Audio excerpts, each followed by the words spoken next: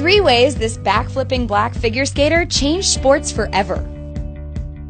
Number 3. She was the first and only female figure skater to do a backflip.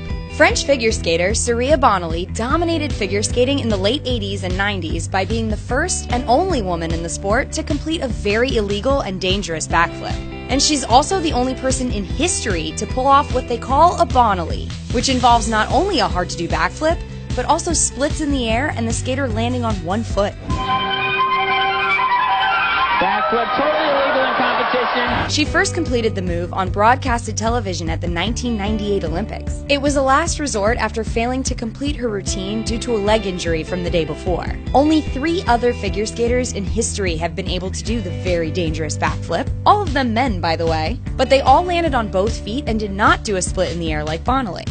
Though it was the first time in history anyone had seen anything like it, yes, even the judges, Bonali still only made it to the 10th spot. Because the backflip is illegal, the impressive move wasn't counted toward her score, and the judges refused to make an exception, despite her history-making moment. Number 2, she didn't look like other figure skaters. Bonali wasn't a graceful swan in the world of figure skating like most of her opponents were, and she was totally fine with that. Not only was she one of the few black women in figure skating, but as her historic backflip proved, she was also fiercely athletic.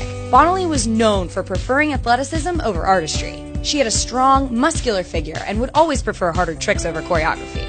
This made her unfavorable with the judges, who claimed that Bonali's style did not meet the figure skating criteria. But often, there seemed to be an undercurrent of racism and gender expectations to the critiques judges and the media waged against her. Even though she was wonderful and did great performances, she didn't look like the Ice Princess. Former skater, judge, and commentator Sandra Bezic once famously said about Bonali, "I'd like to see her stop jumping for 6 months and learn to skate." Bezic claimed that Bonali did not skate like a figure skater because, according to Bezic, the sound of Bonali's skates on the ice was, quote, scratchy in comparison to other judge favorites like Yuka Sato and Katia Gordieva. Number 3, she was a total rebel. Remember Chaz Michael Michaels from Blades of Glory? Let's just say we wouldn't be surprised if that character was inspired by Bonali. While Bonali was never as rebellious as Chaz, she was one of the few figure skaters at that time to speak her mind. Case in point, her infamous 1994 World Championship second-place win resulted in Bonali refusing to stand on the podium during the medal ceremony. Though Bonali's moment of protest prompted judges to believe she was a sore loser, it inspired a conversation about race and gender expectations. Bonali lost to Yuka Sato, a clear favorite of the judges who represented everything Bonali wasn't, an elegant, feminine skater in the traditional Ice Princess mold. The commentator from that match claimed that Sato did not do as many jumps as Bonali.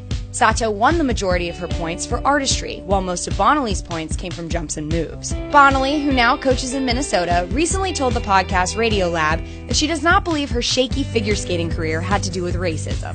But she did admit that, when you're black, everybody knows that you have to do better than anyone else who's white. Share if Bonali was a total badass.